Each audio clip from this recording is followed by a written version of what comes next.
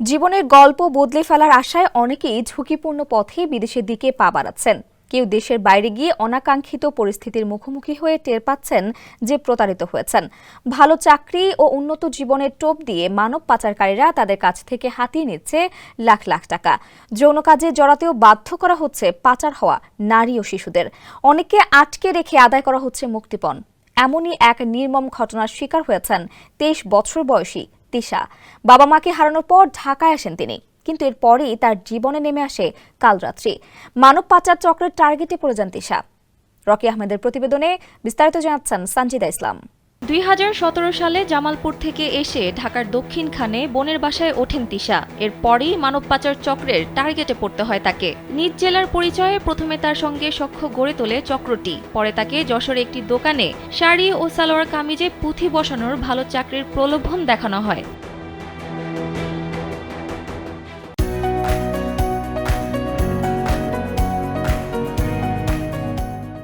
অন্যের বাসায় কাজ করা বড় বোনকেও বুঝিয়ে ভালো কাজের আশায় যশোরে পাড়ি জমান তিশা। এরপর সীমান্ত পার করে ভারতে পাচার করা হয় তাকে। তিশার ঠিকানা হয় দিল্লির অদূরে আগ্রার একটি যৌনপল্লীতে। এখানেই শেষ নয়, কয়েক মাস পরই ভারতীয় পুলিশের অভিযানে ধরা পড়েন তিশা। এরপর খাটেন টানা 7 বছরের জেল। দীর্ঘ কারাবাস শেষে এক এনজিওর প্রতিষ্ঠানের মাধ্যমে 2023 সালের 8 নভেম্বর দেশে ফিরেন তিনি। পরে তার সঙ্গে ঘটে যাওয়া ঘটনার জবানবন্দি দেন আদালতে।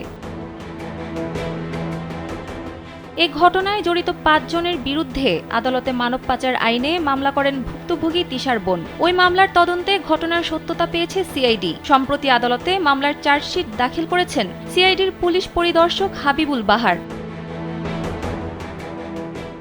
মামলার আসামিদের মধ্যে একজন মারা যাওয়ায় 4 জনকে অভিযুক্ত করে মানব পাচার প্রতিরোধ ও দমন আইনের 6, 7, 8, 10 ধারায় চার্জশিট দাখিল করা হয়েছে। জানা যায় আসামিরা সবাই একে অন্যের আত্মীয়।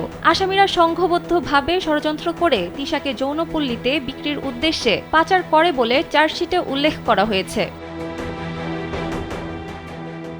মামলার বিষয়ে তদন্ত কর্মকর্তা সিআইডির পুলিশ পরিদর্শক হাবিবুল বাহার কালবেলাকে জানান, গ্রামের সহজ সরল মেয়ে হিসেবে তিশাকে টার্গেট করে আসামিরা। এরপর চাকরির প্রলোভন দেখিয়ে ভারতে পাচার করা হয় তাকে। মামলাটি তদন্ত করে 4 জনের বিরুদ্ধে আদালতে চার্জশিট দাখিল করেছেন তিনি এবং 13 জনকে সাক্ষী করা হয়েছে।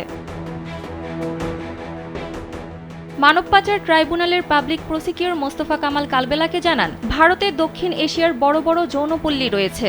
বাংলাদেশ থেকে এমন বহু মেয়েকে চাকরির প্রলোভন দেখিয়ে ভারতের সীমান্ত পার করে যৌনপল্লীতে বিক্রি করা হচ্ছে। বিশেষ করে মানব পাচারের শিকার হচ্ছেন গ্রামের সহজ সরল মেয়ে ও গার্মেন্টস কর্মীরা। এমন বহু মামলা বিচারের জন্য আমাদের আদালতে আসে, তবে মামলা করলেও অধিকাংশ বাদী মীমাংসা করে নেন। সঞ্জিদা ইসলাম, কালবেলা।